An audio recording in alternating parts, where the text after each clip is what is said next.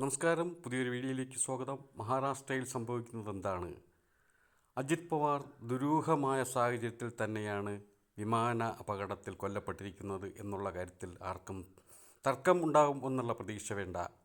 പ്രതിപക്ഷ സഖ്യം അധികാരത്തിൽ വന്നപ്പോൾ ആ അധികാരത്തിനെ തള്ളിയിടാനായി കൂറുമാറ്റത്തിലൂടെ NCPയെയും അതേപോലെ തന്നെ ശിവസേനയുമൊക്കെ കൂറുമാറ്റി BJP ഒരു പുതിയ സഖ്യമുണ്ടാക്കി അതിൽ അജിത് പവാറിന് ഉപമുഖ്യമന്ത്രിയാക്കുകയും ഒക്കെ ചെയ്തത് നമുക്കൊക്കെ അറിയാവുന്ന കാര്യമാണ്.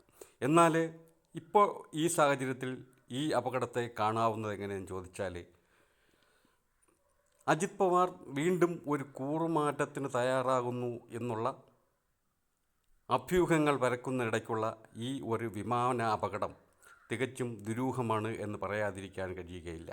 വീണ്ടും NCP ഒരുമിച്ച് ശരത് പവാർ പക്ഷത്തേക്ക് അജിത് പവാർ വരാനായി തയ്യാറായി നിൽക്കുന്ന ഈ ഒരു സമയത്തുള്ള ഈ ഒരു വിമാന അപകടം തികച്ചും യാദൃച്ഛികം എന്ന് പറയാമോ എന്നെനിക്കറിയില്ല. എന്തായാലും ഇതൊരു ദുരൂഹമാണ് എന്നുള്ള കാര്യത്തിൽ സംശയമില്ല. ഇതിൻ്റെ ശരിയായ വിധത്തിലൊരു അന്വേഷണം ഉണ്ടാകുമോ എന്നുള്ള കാര്യം പോലും ആർക്കും ഒരു നിശ്ചയം ഇല്ലാത്തതാണ്. കൂറുമാറ്റത്തിലൂടെ നിരന്തരം അധികാരപക്ഷത്ത് മാത്രം നിൽക്കാറുള്ള NCP അവസാനമായി NCP പിളർന്നുകൊണ്ട് അജിത് പവാർ BJP സഖ്യത്തിലേക്ക് പോവുകയും അവിടെ ഉപമുഖ്യമന്ത്രി ആവുകയും ചെയ്യുകയാണ്.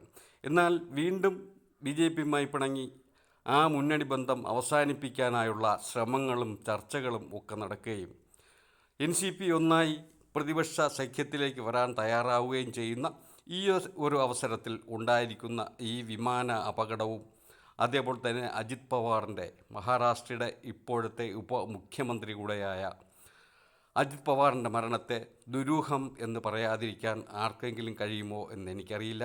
എന്തായാലും എൻ്റെ ഒരു വീക്ഷണത്തിൽ തികച്ചും ദുരൂഹം തന്നെയാണ് ഈ മരണം എന്ന് പറയേണ്ടിയിരിക്കുന്നു. അജിത് പവാറിൻ്റെ കൂറുമാറ്റത്തിന് ഏതാനും ദിവസങ്ങൾ മാത്രം, അഥവാ ഏതാനും ആഴ്ചകൾ മാത്രം ശേഷിക്കെയുള്ള ഈ വിമാനാപകടം യാദൃച്ഛികമാണോ എന്നുള്ളത് ഒട്ടും നിശ്ചയമില്ലാത്തൊരു കാര്യമാണ്. എന്തായാലും അതിനകത്ത് വലിയ ദുരൂഹതകൾ ബാക്കിയുണ്ട്. അന്വേഷണം നടക്കുമോ, ഏത് തരത്തിൽ അന്വേഷിക്കും, ആരാണ് അന്വേഷിക്കുന്നത് എന്നൊക്കെ നമുക്കറിയാം. എന്തായാലും സത്യം ഉടനൊന്നും പുറത്തു വരാൻ സാധ്യതയില്ല എങ്കിൽ പോലും ഈ മരണം തികച്ചും ദുരൂഹമാണ് എന്നുള്ള കാര്യത്തിൽ യാതൊരു സംശയവുമില്ല. പ്രത്യേകിച്ചും മഹാരാഷ്ട്രയിലെ സർക്കാരിനെ വരെ അട്ടിമറിക്കുവാൻ കഴിയുന്ന വിധത്തിലുള്ള ഒരു നീക്കമാണ് അജിത് പവാർ അവിടെ നടത്തിക്കൊണ്ടിരിക്കുന്നത്. ആ നീക്കത്തിന് ശരിക്കും തിരിച്ചടി എന്ന് പറയുമ്പോൾ ഇതിനേക്കാളും വലിയൊരു തിരിച്ചടി ഇനി വരാനില്ല. എന്തായാലും ഈ മരണത്തിനെ കുറിച്ച് ഉള്ള യഥാർത്ഥ ഒരു അന്വേഷണം വേണം എന്നുള്ള ആവശ്യമാണ് ഈ അവസരത്തിൽ ഉന്നയിക്കാനുള്ളത്. തീർച്ചയായും അജിത് പവാറിൻ്റെ മരണം ദുരൂഹമാണ്. ആ ദുരൂഹ മരണത്തെക്കുറിച്ച് യഥാർത്ഥമായ ഒരു അന്വേഷണം നടക്കേണ്ടതും ഉണ്ട്.